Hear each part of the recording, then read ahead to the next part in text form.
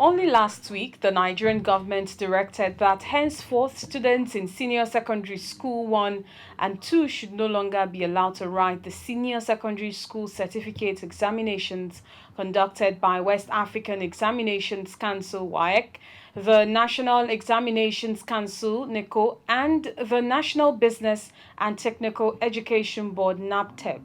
The federal government says the decision is informed by the fact that most students who skip classes lack the necessary grooming to achieve better performance while pursuing their future career.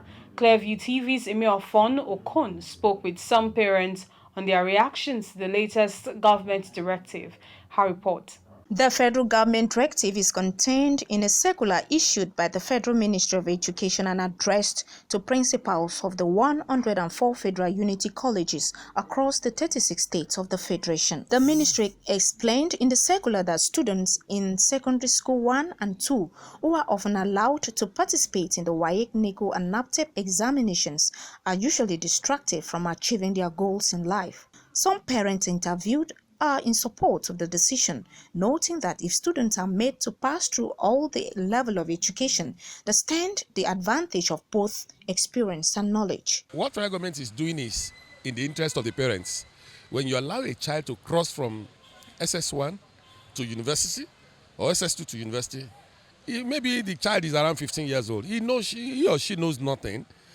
He or she is still being pampered at home. They should allow these children to grow. That was the reason why some of the university put the minimum age to enter university as 18, while some put as 17. I support that they can move the child ahead of the class, especially the female children. Because nowadays, when you delay their educations, you don't know what will happen along the way. In my own opinion, I probably want them to go from stage to stage, from one stage to stage, irrespective of how brilliant they are. Jumping children from one class to another is not the best.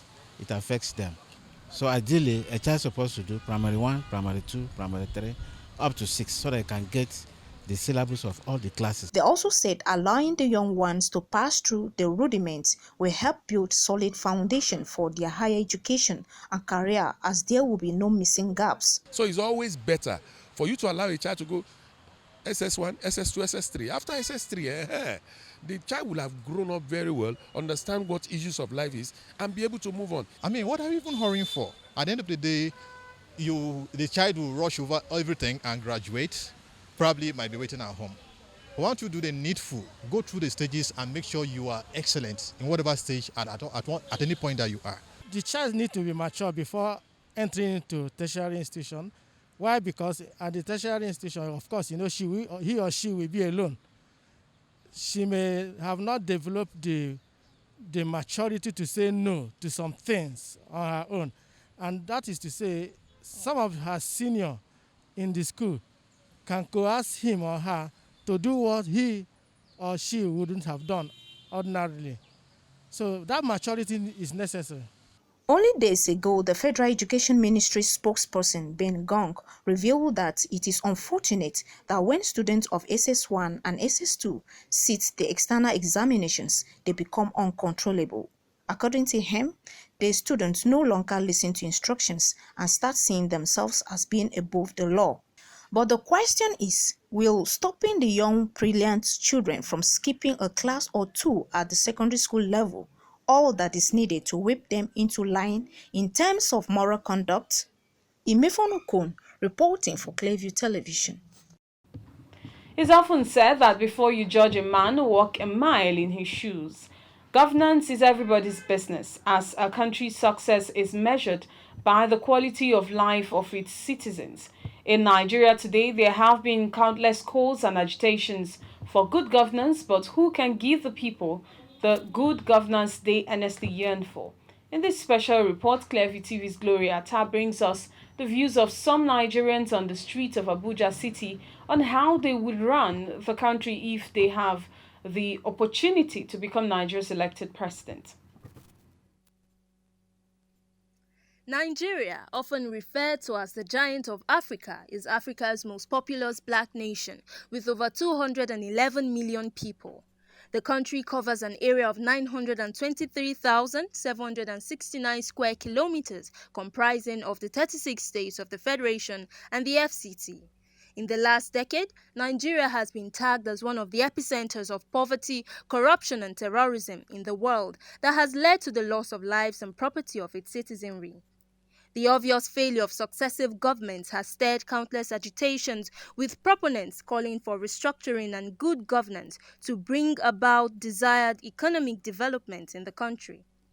It is no longer news that the President Muhammadu Buhari-led administration has been faced with a backlash from Nigerians calling for the resignation or outright sack of key top officials for failure to deliver on their constitutional responsibilities. Concerned with the general complaints and distrust of government officials, Clearview TV sought to find out from Nigerians on the street what they will do for Nigeria if they are elected president of the country. If I have the opportunity to become president of this country, what I'm going to do is, the first thing I'm going to do is to work on the electric sector. If I'm the president of Nigeria, it's to make sure I carry all Nigerians along, based on, even if it's in portfolio and appointment. Health, education, transportation, and industries where people have to work. If I happen to become any president or even governor, I will take care of all this, and Nigeria will move forward. Security is one thing, because security is like a powerhouse to the other things. If there is no peace, there is no way business will flourish, there is no way the economy will flourish. So of course I will start with security. A number of them had a few words of advice for President Buhari. Our president, I have to advise him, let him focus for road and security in Nigeria. The final word, take care of these four things. Four. 1, health. 2, education. 3, transportation. And 4, employment. Create jobs for people to work.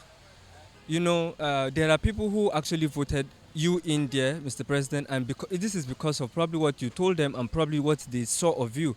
My final words for President Buhari is just not to base things on, I've given this person something, you should be able to handle. No. Go after it. See if what really you have asked this person to do is doing the right thing. Nigerians have voiced out their opinions on the quest for good governance. But could the popular adage that says, "He who wears the shoe knows where it pinches most," be the case of Mr. President and other elected government officials? Gloria Atta reporting for Clearview Television.